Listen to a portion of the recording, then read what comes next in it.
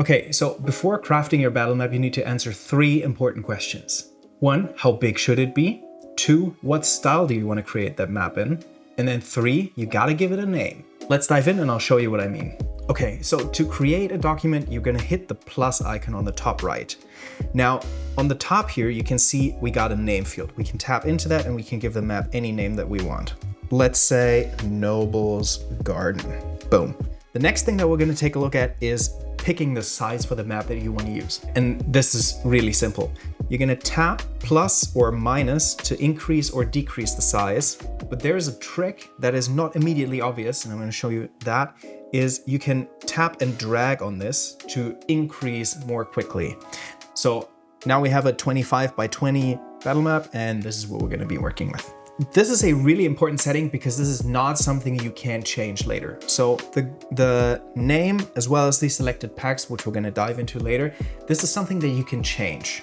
But the size, at least currently, I'm going to hopefully bring out an update soon that will allow you to change the size. But for now, this is going to be fixed. So make sure that you focus on getting the right size. Think about it a little bit beforehand, and then you're going to be good to go. Another important thing for the size is you're going to have a size limitation of 50 in either direction. This might change in the future depending on how good the app gets in terms of performance, but for now this is a limitation the app can handle, and it's usually more than enough to create even bigger battle maps. So let's look at the most fun one, in my opinion, and that is looking at the packs that you want to use for the map. So I decided I want to use some 2-minute tabletop, and we're just going to select those. And by selecting those, I'm making sure that all the assets are going to be available in the map. I can change those later, but I know already what I need, and so these 3 are going to give me what I need.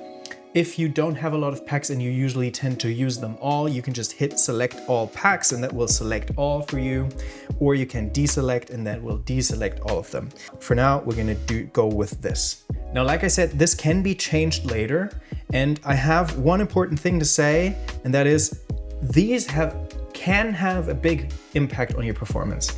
I would not recommend selecting all 100 packs because it can bog down the iPad a little bit and make it slower to work on the map, which can make it less fun, and that's obviously not good. I will work on this in the future, and it is getting better with every update, but it is just something to keep in mind. So I recommend you stick to the packs that you are actually going to use and that you're actually going to need, because that will provide the best user experience. It's just going to be the most fun to use the app, essentially. And that will be all. We're gonna hit create document, and that will create the document.